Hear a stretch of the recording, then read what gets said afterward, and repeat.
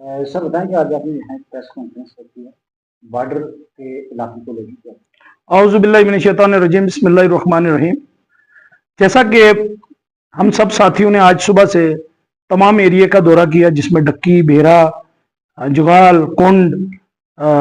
मनकोट, छजला, सागरा, ये वाले एरिया कवर किए। जैसे कि आप सब जानते हैं कि काफी दिन से जो पाकिस्तान की गोलाबारी हुई है उससे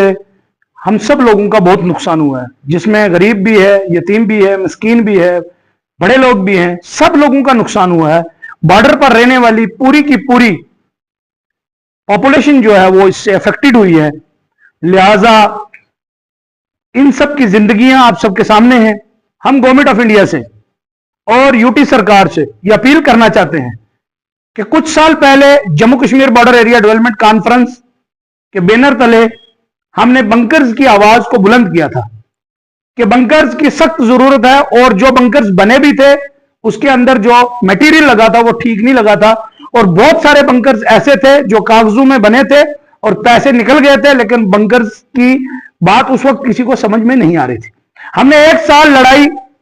लड़ी और इस पूरे मुद्दे को मिनिस्ट्री ऑफ होम तक पहुंचाया, क्योंकि गवर्नमेंट ऑफ इंडिया ने 410 करोड़ रुपए डिस्ट्रिक्ट की पांच डिस्ट्रिक्ट जम्मू कश्मीर की जो थी उनके लिए अप्रूव किया था। बहुत सारा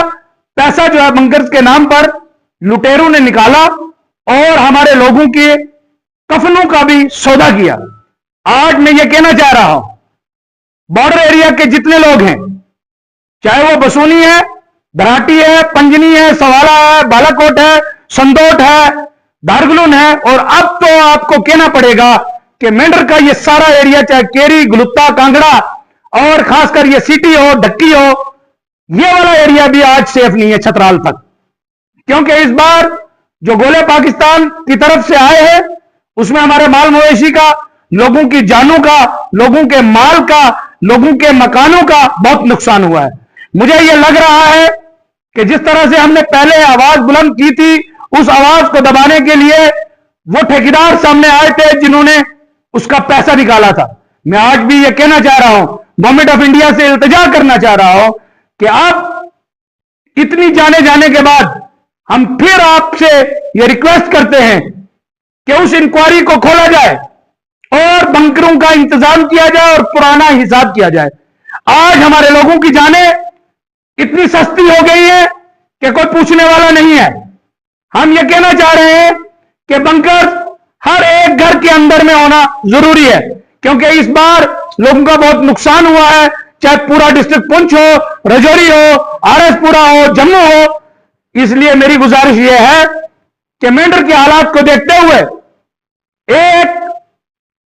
घर, चाहे वो बॉर्डर पे 0 किलोमीटर पर है और चाहे यहां सिटी में है, जैसे आप डक्की एरिया को देखेंगे, मेरे रोंगटे खड़े हो गए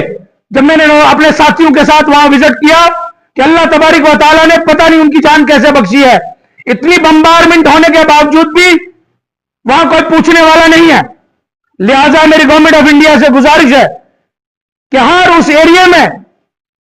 बंकर्स प्रोवाइड किए जाए और कम से कम रिलीफ जो है पूछने के लिए बंदा पहुंचना चाहिए, और मैक्सिमम रिलीफ जो है वो लोगों तक पहुंचे, लोगों का पुरसाने हाल उन तक पहुंचे। मैं नौजवान साथियों से भी, मीडिया होसिस से भी और पॉलिटिकल लोगों से भी इल्तिजा करूंगा कि बिना मजहब मिल्लत, बिना पार्टी बेस को छोड़कर हम सबको इन लोगों के लिए इस वक्त खड़े होने की कड़ी है। इस पर हमें खड़ा होना चाहिए और हमें खड़ा उतरना चाहिए। हमें लोगों की परेशानियों को देखना चाहिए, चाहे हम किसी को फोन करें या ना करें, किसी के पास पहुंच पाए या ना पहुंच पाए, लेकिन हम 24 घंटे, मेरी पूरी ऑर्गेनाइजेशन, मेरे सारे नौजवान साथी, हम सब मिलकर शाना बशाना लोगों के साथ खड़े हैं। और गवर्नमेंट ऑफ इंडिया से हम ये कहना चाहते हैं कि जिन लोगों ने इन बॉर्डर एरिया के लोगों के साथ गलत किया है, उनके कफनों की भी सियासत की है, उनका माल खाकर उन लोगों तक बंकरों को नहीं पहुंचने दिया है, उन लोगों तक अब गवर्नमेंट की पॉलिसीज की जो चीजें थी, जो सामान मिलना था, वहां तक नहीं पहुंचने दिया है, उनका भी हिसाब हो। लिहाजा मैं आवाम से भी अपील करूंगा कि हम सबको भी इस वक्त शाना बशाना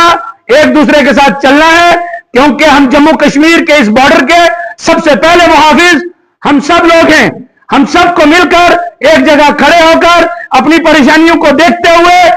शाना बशाना एक दूसरे की ताकत बनकर, हिम्मत बनकर खड़े होना है। और किसी तरह की भी कोई दिक्कत या जरूरत होगी, इंशाअल्लाह तबारक व तआला Jammu Kashmir border area development की पूरी फोरम, पूरी यहां हो पुंछ की